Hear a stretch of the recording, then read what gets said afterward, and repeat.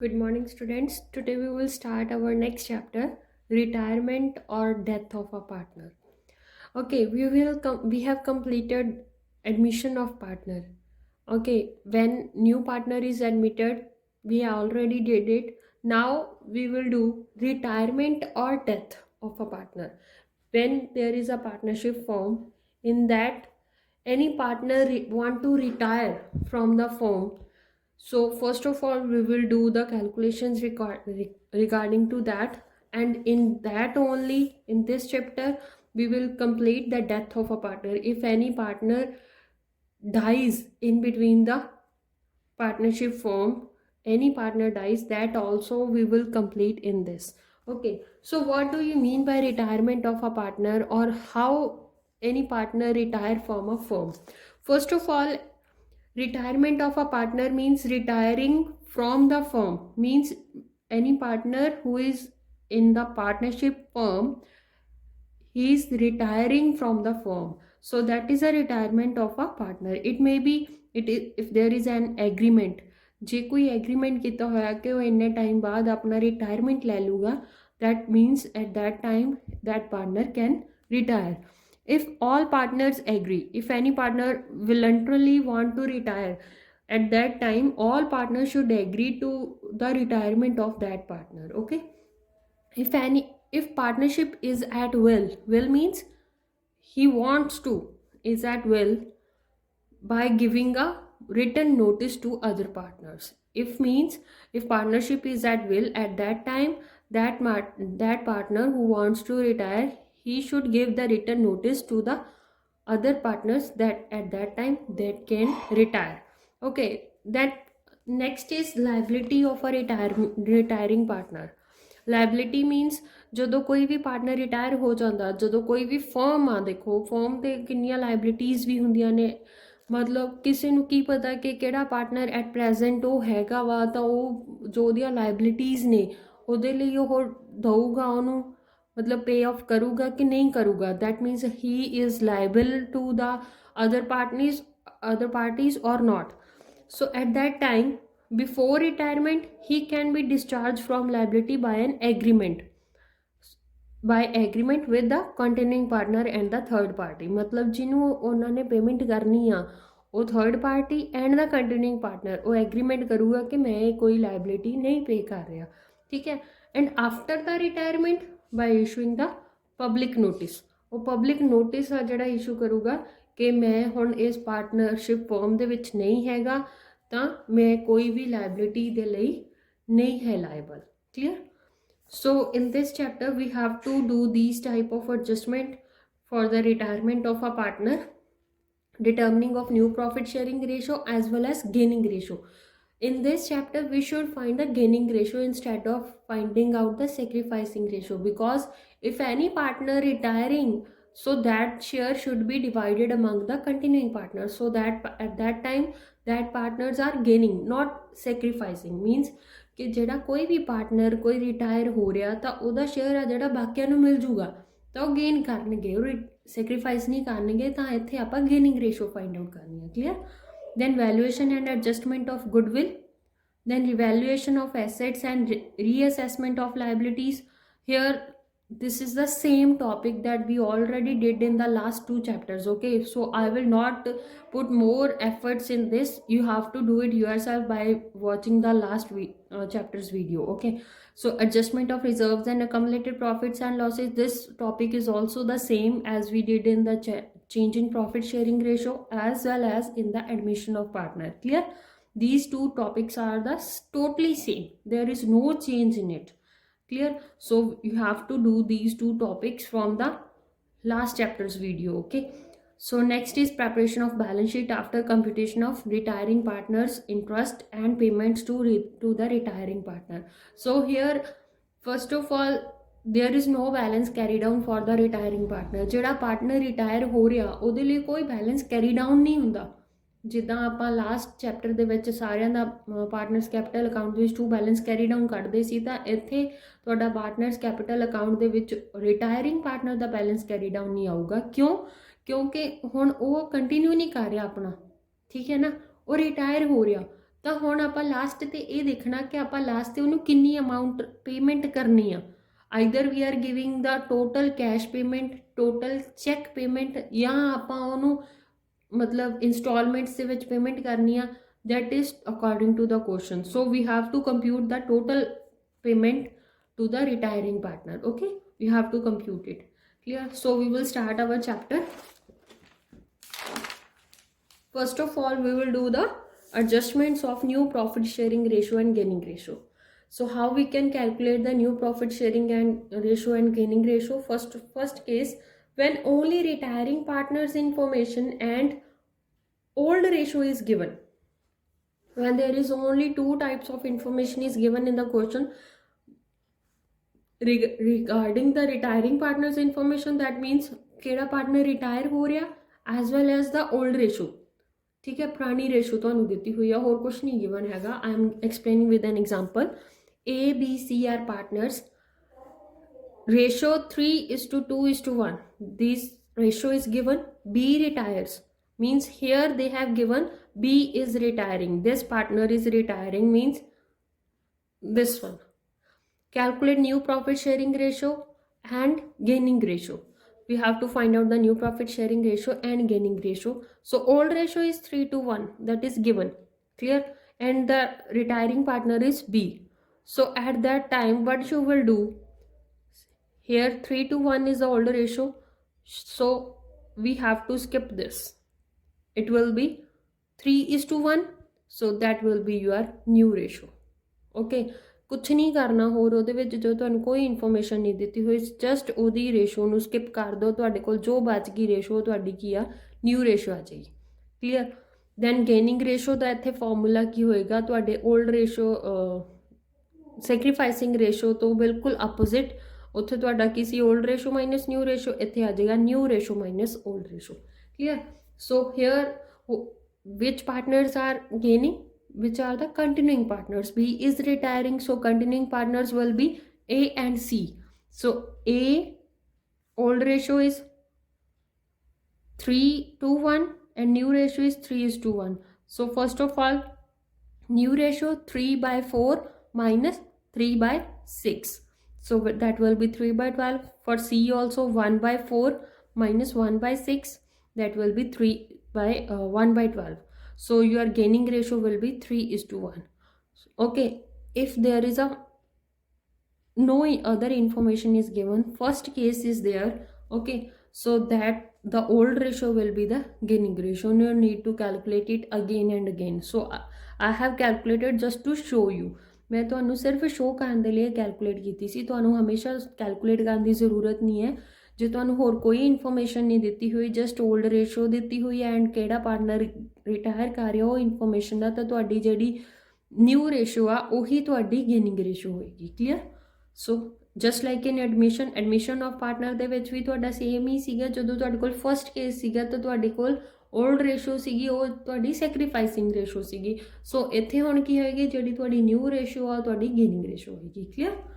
So if the negative result will come, ਜੇ ਤੁਹਾਡਾ ਕੋਈ ਵੀ negative result ਆ ਰਿਹਾ while calculating the gaining ratio, so that partner should be sacrifice, ਉਹ ਤੁਹਾਡਾ sacrifice ਕਰੂਗਾ। ਉੱਥੇ ਤੁਹਾਡੇ ਕੋਲ ਪਿਛਲੇ ਚੈਪਟਰ ਦੇ ਵਿੱਚ ਕੀ ਸੀਗਾ ਕਿ ਜਿਹੜਾ ਤੁਹਾਡਾ ਗੇਨ ਕਰਦਾ ਸੀ ਉਹ ਨੈਗੇਟਿਵ ਹੁੰਦਾ ਸੀ, ਬਿਕੋਜ਼ ਆਪਾਂ ਉੱਥੇ ਸੈਕਰੀਫਾਈਸਿੰਗ ਰੇਸ਼ੋ ਕੱਢਦੇ ਸੀ। ਹੁਣ ਆਪਾਂ ਇੱਥੇ ਗੇਨਿੰਗ ਰੇਸ਼ੋ ਕੱਢਦੇ ਹਾਂ ਤਾਂ ਤੁਹਾਡੇ ਕੋਲ ਜਿਹੜਾ ਨੈਗੇਟਿਵ ਹੋਊਗਾ ਤੁਹਾਡਾ ਕੋਲ ਸੈਕਰੀਫਾਈਸ ਹੋਏਗਾ। Clear? So next case is A, B, C are partners sharing profits in 5:3:2. Here 3 partners are there and the ratio is 5:3:2. B retires. Now I am explaining with the different cases. Okay, ਅਲੱਗ-ਅਲੱਗ cases ਦੇ ਨਾਲ explain ਕਰ ਰਹੀ ਹਾਂ ਕਿ ਉਹਨੂੰ ਕਿਸ ਤਰੀਕੇ ਨਾਲ ਉਹ ਹੋਰ ਦੱਸ ਸਕਦੇ ਆ। ਠੀਕ ਹੈ, ਤੁਹਾਡੇ ਕੋਲ old ratio ਦਿੱਤੀ ਹੋਈ ਆ। His share is taken by A and C in 2:1. ਇਹ ਤੁਸੀਂ ਪਹਿਲਾਂ ਜਿਵੇਂ ਕੀਤੇ ਹੋਏ ਆ ਉਸੇ ਤਰੀਕੇ ਨਾਲ ਹੀ ਆ, ਬਸ ਉਹਨੂੰ ਸਮਝਣਾ ਹੈ ਤੁਸੀਂ ਕਿਵੇਂ ਕਰਨਾ ਹੈ। ਠੀਕ ਹੈ, ਹੁਣ ਉਹ ਕਹਿੰਦੇ ਕਿ ਜਿਹੜਾ B ਰਿਟਾਇਰ ਹੋ ਰਿਹਾ, B ਮਤਲਬ ਆ ਉਹਦਾ ਸ਼ੇਅਰ ਆ, B ਰਿਟਾਇਰ ਹੋ ਰਿਹਾ ਐਂਡ ਉਹਦਾ ਸ਼ੇਅਰ ਆ ਜਿਹੜਾ A and C ਆ ਜਿਹੜੇ ਉਹ 2:1 ਰੇਸ਼ੋ ਦੇ ਵਿੱਚ ਅਕਵਾਇਰ ਕਰ ਰਹੇ ਆ।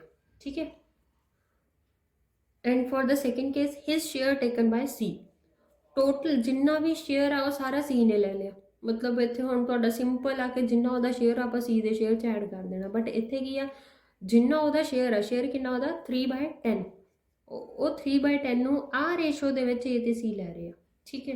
ਸੋ how we will come do it,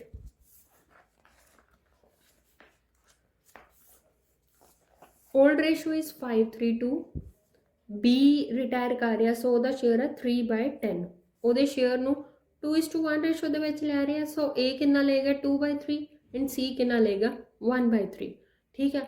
ਸੋ ਆਪਾਂ ਇਹਨੂੰ ਓਬਵੀਅਸਲੀ ਡਿਵਾਈਡ ਕਰਨਾ ਤਾਂ ਪਹਿਲਾਂ ਉਹਨੂੰ ਮਲਟੀਪਲਾਈ ਕਰਾਂਗੇ, ਤਾਂ ਮਤਲਬ A ਨੂੰ ਕਿੰਨਾ ਮਿਲੂਗਾ 2/10 ਐਂਡ C ਨੂੰ ਕਿੰਨਾ ਮਿਲੇਗਾ 1/10। ਕਿਵੇਂ ਕੀਤਾ 3/10 ਇੰਟੂ 2/3, 3/10 ਇੰਟੂ 1/3, ਕਲੀਅਰ।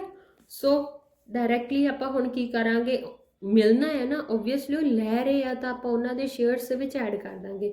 A ਦਾ share C 5/10 plus 2/10 that will be 7/10, C the share ਸੀਗਾ ਤੁਹਾਡਾ 2/10 plus 1/10 that will be 1/10, okay sorry 3/10, so their new ratio will be 7:3 and gaining ratio ਕਿਹੜੀ ਰੇਸ਼ੋ ਦੇ ਵਿੱਚ ਉਹ ਲੈ ਰਿਹਾ ਤਾਂ ਉਹ ਕੀ ਡਾਇਰੈਕਟਲੀ ਉਹਨਾਂ ਨੇ ਕੀ ਦੇਤਾ ਤੁਹਾਨੂੰ ਗੇਨਿੰਗ ਰੇਸ਼ੋ ਦੇਤੀ, so that will be the gaining ratio। Okay second case ਦੇ ਵਿੱਚ ਕੀ ਸੀ ਤੁਹਾਡੇ ਕੋਲ ਓਲਡ ਰੇਸ਼ੋ ਦਿੱਤੀ ਹੋਈ ਆ 5:3:2, B ਰਿਟਾਇਰ ਕਰ ਰਿਹਾ 3/10 ਉਹਦਾ ਸ਼ੇਅਰ ਆ ਐਂਡ ਟੋਟਲੀ ਸਾਰਾ ਸ਼ੇਅਰ ਕੌਣ ਲੈ ਰਿਹਾ C ਲੈ ਰਿਹਾ, ਤਾਂ ਇੱਥੇ ਸਿੰਪਲ ਕੁਛ ਨਹੀਂ ਕਰਨਾ, ਸਿੰਪਲ ਜਿੰਨਾ ਤੁਹਾਡਾ B ਦਾ ਸ਼ੇਅਰ ਹੈ ਸਾਰਾ C ਦੇ ਸ਼ੇਅਰ ਦੇ ਵਿੱਚ ਤੁਸੀਂ ਐਡ ਕਰ ਦੇਣਾ। C ਦਾ ਸ਼ੇਅਰ ਸੀਗਾ 2/10 plus 3/10 that will be 5/10, A ਦਾ ਸ਼ੇਅਰ ਜਿੰਨਾ ਸੀਗਾ ਉਹ ਪਹਿਲਾਂ ਓਨਾ ਹੀ ਰਹੇਗਾ, A ਦਾ share C 5/10, so 5:5 that will be 1:1, only A gains, ਸਿਰਫ A ਗੇਨ ਕਰ ਰਿਹਾ ਵਾ, sorry not A gain, only C gains, C ਕਰ ਰਿਹਾ ਗੇਨ, C ਕਿੰਨੇ ਨਾਲ ਗੇਨ ਕਰ ਰਿਹਾ 3/10 ਨਾਲ, clear. So next is difference between sacrificing and gaining ratio, that is very much important, most of the times this question can be asked in the 1 marks question, okay, ਇੱਕ number ਦੇ question ਦੇ ਵਿੱਚ ਪੁੱਛਿਆ ਜਾਂਦਾ ਜਾਂ sometimes ਕਈ ਵਾਰ examiners practical examiners ਵੀ ਪੁੱਛ ਲੈਂਦੇ what is the difference between gaining ratio and the sacrificing ratio, okay, meaning you all very well know that old partners sacrifice in favor of new partners, sacrificing ratio ਕਿੱਥੇ ਕੱਢਦੇ ਸੀ ਆਪਾਂ ਜਦੋਂ ਤੁਹਾਡੇ admission of partner ਸੀਗਾ, gaining ratio ਕਦੋਂ ਕੱਢਦੇ ਆਪਾਂ ਜਦੋਂ ਕੋਈ ਪਾਰਟਨਰ ਰਿਟਾਇਰ ਹੋ ਰਿਹਾ, ਮਤਲਬ ਸੈਕਰੀਫਾਈਸਿੰਗ ਦੇ ਵਿੱਚ ਕਿਹੜੇ ਓਲਡ ਪਾਰਟਨਰ ਆਪਣਾ ਸ਼ੇਅਰ ਸੈਕਰੀਫਾਈਸ ਕਰਦੇ ਸੀ, ਕਿਹਨੂੰ ਦਿੰਦੇ ਸੀ ਨਿਊ ਪਾਰਟਨਰ ਨੂੰ, so that is the meaning. ਇੱਥੇ ਕੀ ਆ ਰਿਮੇਨਿੰਗ ਪਾਰਟਨਰਸ ਆ ਜਿਹੜੇ ਰਿਟਾਇਰਿੰਗ ਪਾਰਟਨਰ ਦਾ ਸ਼ੇਅਰ ਅਕਵਾਇਰ ਕਰਦੇ ਆ, ਲੈਂਦੇ ਆ ਉਹਦੇ ਤੋਂ, clear. So when to calculate, I have told you we are calculating it in the admission of partner, here we are calculating it in retirement as well as in the death of partner, clear। So formula you all are know about it, sacrificing ratio, old ratio minus new ratio, for the gaining ratio new ratio minus old ratio, ठीक है। So what is the objective to calculate it, here we are calculating to determining the amount of compensation to be paid by new partner to sacrificing partner। क्यों ਆਪਾਂ ਕਰਦੇ ਹਾਂ ਕਿ ਕਿਉਂ sacrifice ਕਰਦੇ, obviously to take the amount ਕਿ ਕਿੰਨੀ amount ਉਹਨਾਂ ਨੂੰ ਨਿਊ ਪਾਰਟਨਰ ਨੂੰ ਕੰਪਨਸੇਟ ਕਰਨੀ ਪਊਗੀ ਸ਼ੇਅਰ ਲੈਣ ਦੇ ਲਈ ਓਲਡ ਪਾਰਟਨਰਸ ਨੂੰ, ਠੀਕ ਹੈ। ਓਲਡ ਪਾਰਟਨਰਸ ਨੂੰ ਕਿੰਨੀ ਅਮਾਊਂਟ ਦੇਊਗਾ to determine the amount of compensation to be paid by new partner to sacrificing partner, ਜਿਹੜੇ ਸੈਕਰੀਫਾਈਸ ਕਰਦੇ ਉਹਨਾਂ ਨੂੰ ਦੇਣ ਦੇ ਲਈ। ਹੇਅਰ ਕੀ ਹੈ, ਦੋ ਉਲਟਾ ਹੋ ਜਾਏਗਾ, to determine the amount of compensation to be paid by gaining partners to retiring partner, ਜਿਹੜੇ ਗੇਨ ਕਰ ਰਿਹਾ ਪਾਰਟਨਰ ਉਹ ਰਿਟਾਇਰਿੰਗ ਪਾਰਟਨਰ ਨੂੰ ਕਿੰਨੀ ਅਮਾਊਂਟ ਦੇਣਗੇ, ਠੀਕ ਹੈ। ਸੋ ਦਿਸ ਇਜ਼ ਆਬਜੈਕਟਿਵ। ਸੋ ਇਹਦੇ ਵਿੱਚ ਤੁਹਾਡੇ ਕੋਲ ਬਹੁਤ ਜ਼ਿਆਦਾ ਕੇਸਿਸ ਨਹੀਂ ਹੈ, ਸਿੰਪਲ ਇਹੀ ਕੇਸਿਸ ਨੇ, that is very much easy, you can do it easily.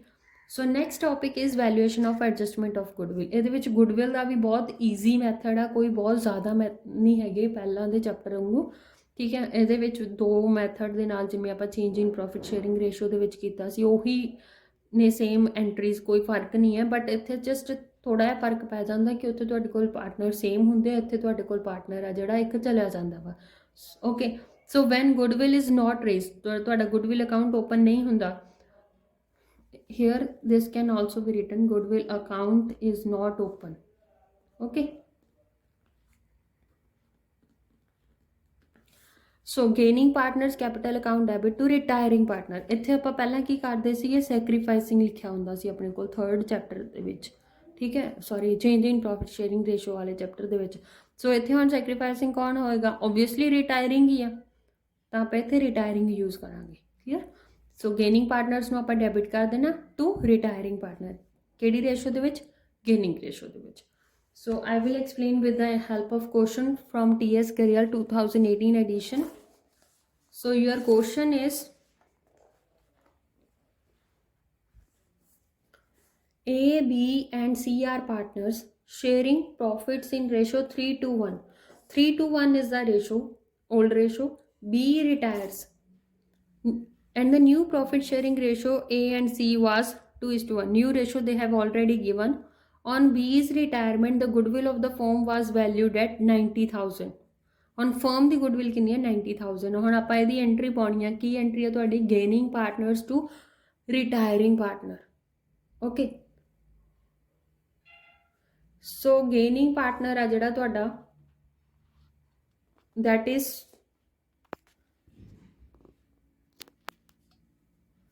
Gaining partner ਹੈਗਾ ਤੁਹਾਡੇ ਕੋਲ A and C। retiring partner कौन है, B, who is retiring. So old ratio they have given, new ratio also they have given. So first of all we have to calculate the gaining ratio.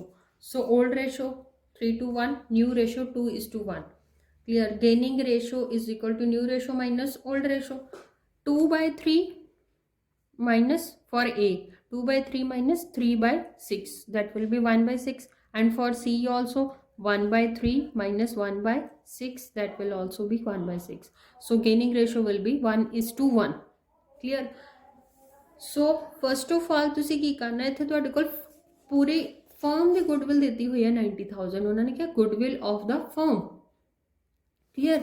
So goodwill of the firm ਆ, ਸਭ ਤੋਂ ਪਹਿਲਾਂ ਤਾਂ ਆਪਾਂ ਰਿਟਾਇਰਿੰਗ partner ਦਾ share ਲਗਾ ਦੇਣਾ। ਆਪਾਂ ਰਿਟਾਇਰਿੰਗ ਪਾਰਟਨਰ ਦੇ ਸ਼ੇਅਰ ਦੇ ਉੱਤੇ ਹੀ ਸਾਰਾ ਕੁਝ ਕਰਨਾ, ਉਹਦੇ ਸ਼ੇਅਰ ਨੂੰ ਹੀ ਡਿਵਾਈਡ ਕਰਨਾ, ਠੀਕ ਹੈ। तो 90,000 into 2/6 ਉਹਦਾ ਸ਼ੇਅਰ ਸੀਗਾ, that will be 30,000. So your journal entry will be, gaining partners are A's capital account debit, C's capital account debit to B's capital account, ਠੀਕ ਹੈ। ਤੁਹਾਡੀ ਜਰਨਲ ਐਂਟਰੀ ਇਹ ਆਏਗੀ, 30,000 ਨੂੰ ਆਪਾਂ ਗੇਨਿੰਗ ਰੇਸ਼ੋ ਦੇ ਵਿੱਚ ਡਿਵਾਈਡ ਕਰ ਦਾਂਗੇ, that will be 15,000 and 15,000, ਇੱਥੇ ਆ ਜਾਏਗਾ 30,000। clear, easy. Next I will explain the next question. when goodwill is raised, ਜਦੋਂ ਆਪਾਂ goodwill account open ਕਰਦੇ ਹਾਂ, account is opened, ਠੀਕ ਹੈ। ਇਹ ਤੁਹਾਡੀਆਂ ਸੇਮ ਐਂਟਰੀਜ਼ ਰਹਿਣਗੀਆਂ। ਇੱਕ ਵਾਰੀ ਆਪਾਂ goodwill account ਨੂੰ old ratio ਦੇ ਵਿੱਚ ਡਿਵਾਈਡ ਕਰਨਾ, ਇੱਕ ਵਾਰੀ ਆਪਾਂ new ratio ਦੇ ਵਿੱਚ ਡਿਵਾਈਡ ਕਰਨਾ। clear. next is your question will be, X, Y and Z are partners. Old ratio is 3:1. Goodwill is appearing in the books at a value of 60,000. See, ਇੱਥੇ ਤੁਹਾਡੀ ਜਿਹੜੀ appearing goodwill ਹੈ, means old goodwill ਆ ਤੁਹਾਡਾ same ਰਹਿਣਾ ਜਿੱਦਾਂ ਪਹਿਲਾਂ ਸੀਗਾ, ਠੀਕ ਹੈ। ਚੇਂਜ ਇਨ ਪ੍ਰੋਫਿਟ ਸ਼ੇਅਰਿੰਗ ਰੇਸ਼ੋ ਦੇ ਵਿੱਚ ਵੀ ਸੇਮ ਆਪਾਂ ਉਹਨੂੰ old ratio ਦੇ ਵਿੱਚ ਡਿਵਾਈਡ ਕਰਦੇ ਸੀ। 2 goodwill account ਹੁੰਦਾ ਸੀ, old partners का capital account debit, 2 goodwill account ਇੱਥੇ ਵੀ ਇਦਾਂ ਹੀ ਰਹੇਗਾ, ਐਡਮਿਸ਼ਨ ਦੇ ਵਿੱਚ ਵੀ ਇਦਾਂ ਹੀ ਸੀਗਾ, ਠੀਕ ਹੈ। ਉਹਦੇ ਵਿੱਚ ਕੋਈ ਚੇਂਜ ਨਹੀਂ ਹੈ। ਦੈਨ ਵਾਈ ਇਜ਼ ਰਿਟਾਇਰਮੈਂਟ, ਇੱਥੇ ਵਾਈ ਰਿਟਾਇਰ ਕਰ ਰਿਹਾ। ਗੁੱਡਵਿਲ ਇਜ਼ ਵੈਲਿਊਡ ਐਟ 84,000, ਤੁਹਾਡੀ ਮਤਲਬ ਫਰਮ ਦੀ ਗੁੱਡਵਿਲ ਕਿੰਨੀ ਹੈ, 84,000 ਹੈ। X and Z decided to share future profits in 2:1। ਹੁਣ ਇਹ ਤੋਂ ਤੁਹਾਡੇ ਕੋਲ ਨਿਊ ਰੇਸ਼ੋ ਵੀ ਹੈਗੀ ਆ। ਹੁਣ ਤੁਸੀਂ ਉਹਨਾਂ ਨੇ ਕਿਹਾ pass necessary journal entries through goodwill account, ਇੱਥੇ ਮੈਂਸ਼ਨ ਕੀਤਾ ਕਿ ਆਪਾਂ ਗੁੱਡਵਿਲ ਅਕਾਊਂਟ ਦੇ ਥਰੂ ਹੀ ਐਂਟਰੀਜ਼ ਆ ਜਿਹੜੀਆਂ ਪਾਉਣੀਆਂ ਨੇ, ਤਾਂ ਆਪਾਂ ਨੂੰ ਗੇਨਿੰਗ ਰੇਸ਼ੋ ਫਾਈਂਡ ਆਊਟ ਕਰਨ ਦੀ ਜ਼ਰੂਰਤ ਨਹੀਂ ਹੈ, ਠੀਕ ਹੈ। ਇੱਕ ਵਾਰ ਆਪਾਂ ਗੁੱਡਵਿਲ ਨੂੰ ਇੱਥੇ ਆਪਾਂ ਪਹਿਲਾਂ ਲਗਾਵਾਂਗੇ ਵਾਈ ਦਾ ਸ਼ੇਅਰ, ਫਿਰ ਉਹਨੂੰ ਆਪਾਂ ओल्ड रेशो ਦੇ ਵਿੱਚ ਪਾ ਦਾਂਗੇ, ਇੱਕ ਵਾਰ ਆਪਾਂ ਨਿਊ ਰੇਸ਼ੋ ਦੇ ਵਿੱਚ ਪਾ ਦਾਂਗੇ, ਠੀਕ ਹੈ। ਪਹਿਲਾਂ ਤਾਂ ਆਪਾਂ ਇਹਦੀ 60,000 ਦੀ ਇੱਕ ਐਂਟਰੀ ਪਾਵਾਂਗੇ, ਠੀਕ ਹੈ। ਗੇਨਿੰਗ ਰੇਸ਼ੋ ਦੀ ਵੈਸੇ ਜ਼ਰੂਰਤ ਨਹੀਂ ਹੈ, I have calculated just for you only if they set कि गुडविल अकाउंट नहीं रेज करना ਤਾਂ clear. So first of all your appearing goodwill is 60,000, सो ਉਹਦੀ ਐਂਟਰੀ ਪਾ ਦਾਂਗੇ ਆਪਾਂ all partners मीनस old partners. Old partner ਸਾਰੇ ਹੀ ਆ ਤੁਹਾਡੇ A B X Y Z ਤਿੰਨੇ ਹੀ ਸੀਗੇ।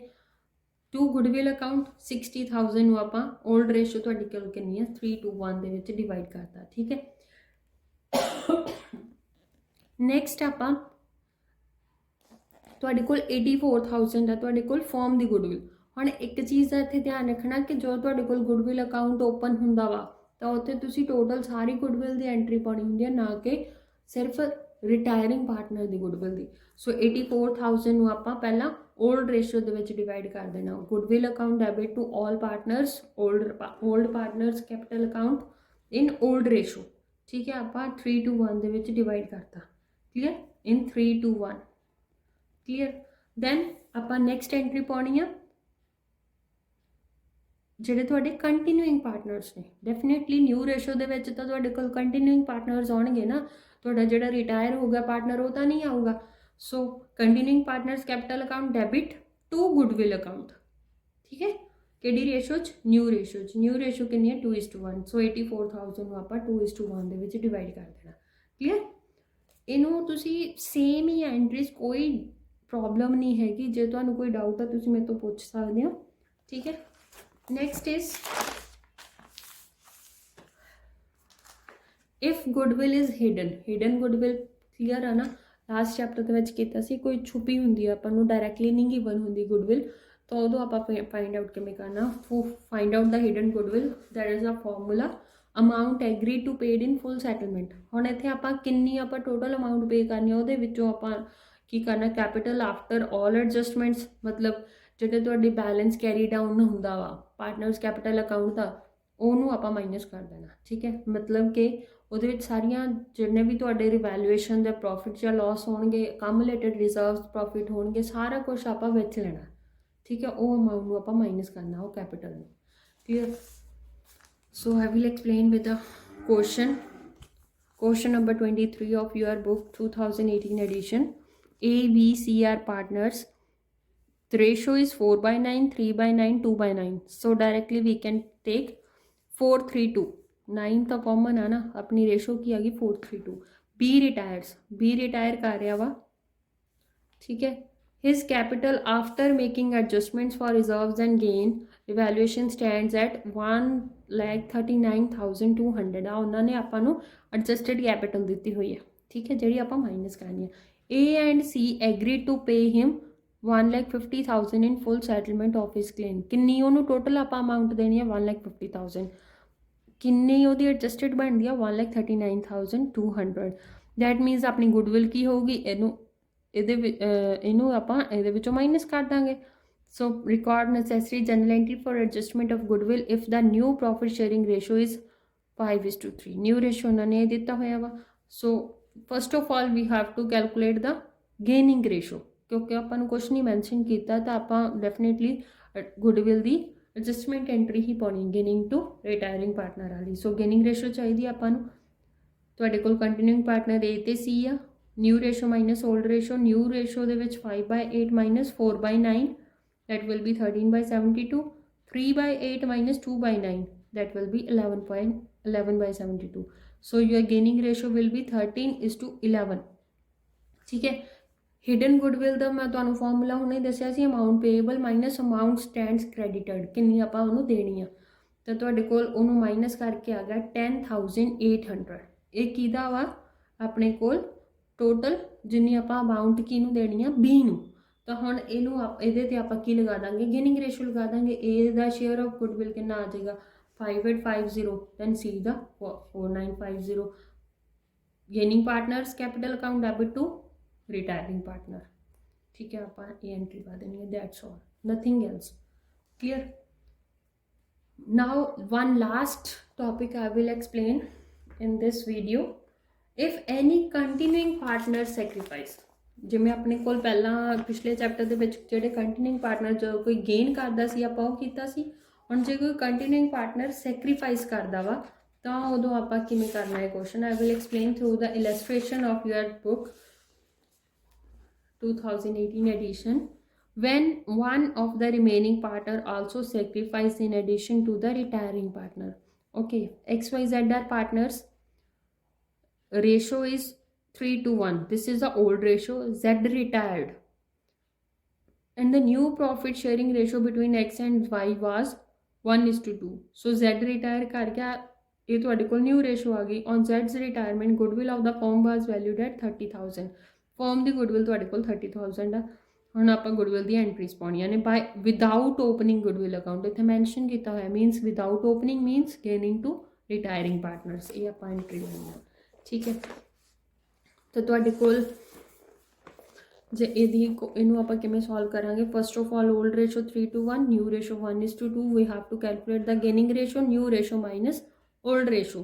So 1/3 minus 3/6 minus 1/6 minus ਚ ਆ ਗਿਆ, that means x ਆ ਜਿਹੜਾ ਤੁਹਾਡਾ ਸੈਕਰੀਫਾਈਸ ਕਰ ਰਿਹਾ ਵਾ।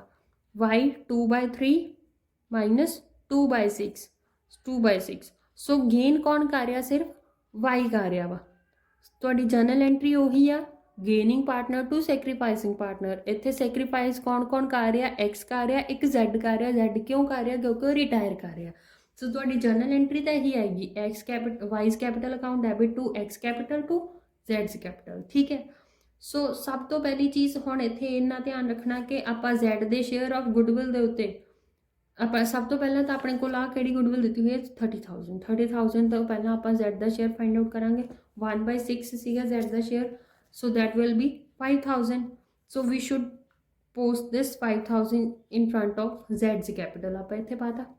then ਮੈਂ ਹਮੇਸ਼ਾ ਤੁਹਾਨੂੰ ਇਹ ਕੀ ਕਹਿੰਦੀ ਆ ਕਿ ਜਿਹੜੀ ਫਰਮ ਦੀ ਗੁੱਡਵਿਲ ਆ ਉਹਦੇ ਤੇ ਤੁਹਾਡਾ ਹਮੇਸ਼ਾ ਜੋ ਵੀ ਤੁਹਾਡਾ ਜੇ ਗੇਨ ਆਉਂਦਾ ਉਹ ਵੀ ਆਪਾਂ ਫਰਮ ਦੀ ਗੁੱਡਵਿਲ ਤੇ ਲਗਾਉਣਾ ਹੁੰਦਾ। ਜਦੋਂ ਕੋਈ ਇਦਾਂ ਸੈਕਰੀਫਾਈਸ ਕਰਦਾ ਉਹ ਵੀ ਆਪਾਂ ਹਮੇਸ਼ਾ ਫਰਮ ਦੀ ਗੁੱਡਵਿਲ ਤੇ ਲਗਾਉਣਾ ਹੁੰਦਾ। ਤਾਂ ਹੁਣ ਫਰਮ ਦੀ ਗੁੱਡਵਿਲ ਕਿੰਨੀ ਹੈ 30,000, ਤਾਂ x ਦਾ ਸ਼ੇਅਰ ਜਿੰਨਾ ਤੁਹਾਡਾ ਸੈਕਰੀਫਾਈਸ ਕਰਦਾ ਉਹ ਵੀ ਆਪਾਂ ਉਹਦੇ ਤੇ ਲਗਾਵਾਂਗੇ। ਠੀਕ ਹੈ, ਸੋ 5,000 ਆਪਾਂ ਉੱਥੇ ਪਾਤਾ, ਟੋਟਲ ਅਮਾਊਂਟ ਆਪਾਂ y ਦੇ ਵਿੱਚ ਪਾਤੀ। Clear, so x y's capital account debit to x capital to z's capital। clear, now from my side I have completed all the goodwill valuation of adjustment of goodwill. If you have any query you can message me. Thank you.